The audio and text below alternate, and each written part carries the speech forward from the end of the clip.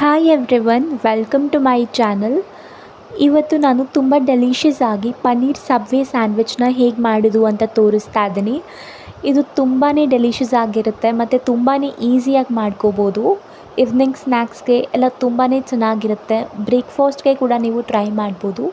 So ಬನ್ನಿ ಇವತ್ತಿನ ಈ ಪನ್ನೀರ್ ಸಬ್ವೆ ಸ್ಯಾಂಡ್ವಿಚ್ನ ಹೇಗೆ ಮಾಡೋದು ಅಂತ ನೋಡೋಣ. ಇದನ್ನು ಮಾಡೋದಕ್ಕೆ ಮೊದಲಿಗೆ ನಾವೊಂದು ಪನ್ನೀರ್ ಸ್ಟಫಿಂಗ್ ರೆಡಿ ಮಾಡ್ಕೋಬೇಕು. ಅದಕ್ಕೆ ನಾನಿಲ್ಲಿ ಒಂದು ಬಾಣಲೆ ತಗೊಂಡಿದ್ದೀನಿ.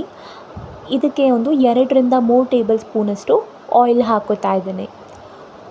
ಎಣ್ಣೆ ಎಲ್ಲ ಬಿಸಿ ಆದಮೇಲೆ ಇದಕ್ಕೆ ಒಂದು ಮೀಡಿಯಮ್ ಸೈಜ್ ಈರುಳ್ಳಿನ ಚಿಕ್ಕದಾಗಿ ಕಟ್ ಮಾಡಿ ಹಾಕ್ಕೊಂಡಿದ್ದೀನಿ ಮತ್ತು ಒಂದು ಹಸಿಮೆಣಸಿನ್ಕಾಯಿ ತಗೊಂಡಿದ್ದೀನಿ. ಇದನ್ನು ಕೂಡ ಚಿಕ್ಕದಾಗಿ ಕಟ್ ಮಾಡಿ ಹಾಕ್ಕೊಂಡಿದ್ದೀನಿ. ಈರುಳ್ಳಿ ಎಲ್ಲ ಗೋಲ್ಡನ್ ಬ್ರೌನ್ ಆಗೋವರೆಗೂ ಇದನ್ನ ಫ್ರೈ ಮಾಡ್ಕೋಬೇಕು. ಒಂದು 4-5 ನಿಮಿಷದವರೆಗೂ ಇದನ್ನ ಚೆನ್ನಾಗಿ ಫ್ರೈ ಮಾಡ್ಕೊಂಡ್ಮೇಲೆ ಇದಕ್ಕೆ ಒಂದು ಮೀಡಿಯಮ್ ಸೈಜ್ ಕ್ಯಾಪ್ಸಿಕಮ್ ತಗೊಂಡಿದ್ದೀನಿ. ಇದನ್ನು ಕೂಡ ಚಿಕ್ಕದಾಗಿ ಕಟ್ ಮಾಡಿ ಹಾಕ್ಕೋತಾ ಇದ್ದೀನಿ. ಕ್ಯಾಪ್ಸಿಕಮ್ನ ಕೂಡ ಒಂದು 2-3 ನಿಮಿಷದವರೆಗೂ ಚೆನ್ನಾಗಿ ಫ್ರೈ ಮಾಡ್ಕೋಬೇಕಾಗುತ್ತೆ. ಕ್ಯಾಪ್ಸಿಕಮ್ ಎಲ್ಲ ಫ್ರೈ ಆಗ್ತಿದ್ದ ಹಾಗೆ ಇದಕ್ಕೆ ಒಂದು ಮೀಡಿಯಮ್ ಸೈಜ್ನ ಟೊಮ್ಯಾಟೊ ತೊಗೊಂಡಿದ್ದೀನಿ. ಟೊಮ್ಯಾಟೊನ ಕೂಡ ಚಿಕ್ಕದಾಗಿ ಕಟ್ ಮಾಡಿ ಹಾಕ್ಕೊಂಡಿದ್ದೀನಿ. ಟೊಮ್ಯಾಟೋಸ್ ಎಲ್ಲ ಸಾಫ್ಟ್ ಆ್ಯಂಡ್ ಸ್ಮಶಿ ಆಗೋವರೆಗೂ ಇದನ್ನ ಚೆನ್ನಾಗಿ ಫ್ರೈ ಮಾಡ್ಕೋಬೇಕಾಗತ್ತೆ. ಅದಕ್ಕೆ ಇಲ್ಲಿ ರುಚಿಗೆ ತಕ್ಕಷ್ಟು ಉಪ್ಪನ್ನು ಕೂಡ ಸೇರಿಸ್ತಾ ಇದ್ದೀನಿ. ಇದನ್ನು ನೀಟಾಗಿ ಮಿಕ್ಸ್ ಮಾಡ್ಕೋತಾ ಇದ್ದೀನಿ. ಜೊತೆಗೆ ಸ್ವಲ್ಪ ಅರಿಶಿನ ಪುಡಿ ತಗೊಂಡಿದ್ದೀನಿ. ಟೊಮ್ಯಾಟೋಸ್ ಎಲ್ಲ ಸಾಫ್ಟ್ ಆಗೋವರೆಗೂ ಇದನ್ನ ಚೆನ್ನಾಗಿ ಫ್ರೈ ಮಾಡ್ಕೋಬೇಕು. ಇವಾಗ ಸ್ಪೈಸಸಲ್ಲಿ 1/2 ಟೇಬಲ್ ಸ್ಪೂನಷ್ಟು ಧನಿಯಾ powder, 1/2 tablespoon red chilli powder, 1/2 table ಸ್ಪೂನಷ್ಟು ಗರಂ ಮಸಾಲ ಪೌಡರ್, ಈ ಮಸಾಲೆ ಪೌಡರ್ನೆಲ್ಲ ಹಾಕ್ಕೊಂಡು ಒಂದು 2-3 ನಿಮಿಷ ಈ ಮಸಾಲೆನೆಲ್ಲ ಫ್ರೈ ಮಾಡ್ಕೋಬೇಕಾಗತ್ತೆ. ಇವಾಗ ನಾನು 100 ಗ್ರಾಮ್ಸ್ ಪನ್ನೀರ್ ತಗೊಂಡಿದ್ದೀನಿ. ಈ ಪನ್ನೀರನ್ನ ತುಂಬಾ ಸ್ಮಾಲ್ ಕ್ಯೂಬ್ಸಾಗಿ ಕಟ್ ಮಾಡಿ ಇಟ್ಕೊಂಡಿದ್ದೀನಿ. ನೀವು ನೋಡ್ತಿರ್ಬೋದು ಎಷ್ಟು ಚಿಕ್ಕದಾಗಿ ಕಟ್ ಮಾಡಿದ್ದೀನಿ ಅಂತ.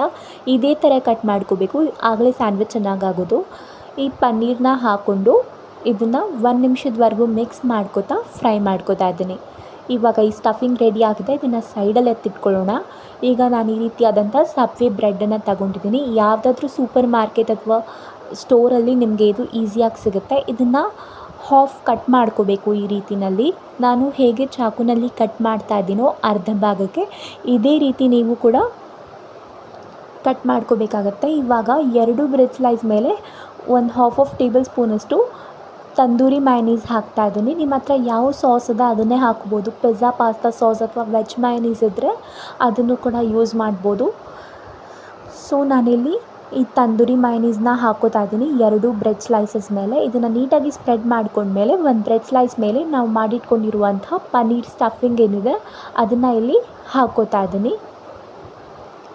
ಸ್ಟಫಿಂಗ್ ಹಾಕೊಂಡ್ಮೇಲೆ ನಾನಿಲ್ಲಿ ಚೀಸ್ ಸ್ಲೈಸಸ್ ತಗೊಂಡಿದ್ದೀನಿ. ನಿಮ್ಮ ಹತ್ರ ಚೀಸ್ ಸ್ಲೈಸ್ ಇಲ್ಲ ಅಂದರೆ ಬೇರೆ ಮೊಜರೆಲ್ಲಾ ಅಥವಾ ಪ್ರೋಸೆಸ್ ಚೀಸ್ ಇದ್ದರೆ ಅದನ್ನು ಕೂಡ ಯೂಸ್ ಮಾಡ್ಬೋದು. ಚೀಸ್ ಸ್ಲೈಸಸ್ ಬೇಗ ಮೆಲ್ಟ್ ಆಗುತ್ತೆ. ಸೊ ಅದನ್ನು ಈ ರೀತಿ ಹಾಫ್ ಕಟ್ ಮಾಡಿಕೊಂಡು ಬ್ರೆಡ್ ಯಾವ ಶೇಪಲ್ಲಿದೆ ಆ ರೀತಿ ಅದೇ ಶೇಪಲ್ಲಿ ಚೀಸ್ ಸ್ಲೈಸ್ನ ಹಾಕ್ಕೋತಾ ಇದ್ದೀನಿ. ಈಗ ಸಲಾಡ್ಸಲ್ಲಿ ಟೊಮ್ಯಾಟೋಸ್ ಮತ್ತು ಆನಿಯನ್ಸ್ನ ಇಟ್ಕೋತಾ ಇದ್ದೀನಿ. ನಿಮ್ಮ ಹತ್ರ ಆಲಿವ್ಸ್ ಇದ್ದರೆ ಆಲಿವ್ಸ್ ಕೂಡ ಇಟ್ಕೋಬೋದು ಅಥವಾ ಆಲಪೆನೋ ಕೂಡ ಯೂಸ್ ಮಾಡ್ಬೋದು. ನಾನು ಬರೀ ಆನಿಯನ್ಸ್ ಮತ್ತು ಟೊಮ್ಯಾಟೋಸ್ ಮಾತ್ರ ಇಡ್ತಾ ಇದ್ದೀನಿ, ಬೇರೇನೂ ಇಡ್ತಾ ಇಲ್ಲ. ಇವಾಗ ಇನ್ನೊಂದು ಬ್ರೆಡ್ಡಿಂದ ಇದನ್ನು ಕವರ್ ಮಾಡ್ಕೋತಾ ಇದ್ದೀನಿ. ಇದನ್ನು ಸ್ವಲ್ಪ ತವಾದಲ್ಲಿ ರೋಸ್ಟ್ ಮಾಡ್ಕೋತೀನಿ ಗೋಲ್ಡನ್ ಕಲರ್ ಬರೋವರೆಗೂ. ಗೋಲ್ಡನ್ ಕಲರಿಂದ ಸ್ವಲ್ಪ ಬ್ರೌನ್ ಬಂದರೆ ಸಾಕು. ತವಾದಲ್ಲಿ ಸ್ವಲ್ಪ ಬಟರ್ ಹಾಕ್ಕೊಂಡು ಒಂದು 1/2 ಮಿನಿಟ್ ಎರಡೂ ಸೈಡ್ ಈ ಥರ ಸ್ವಲ್ಪ ರೋಸ್ಟ್ ಮಾಡಿಕೊಂಡ್ರೆ ಚೆನ್ನಾಗಿರುತ್ತೆ. ಇವಾಗ ಇದು ರೆಡಿ ಆಗಿದೆ. ಸೊ ನಿಮಗೆ ಇವತ್ತಿನ ಈ ರೆಸಿಪಿ ಇಷ್ಟ ಆಗಿದೆ ಅಂತ ಅಂದ್ಕೊಂಡಿದ್ದೀನಿ.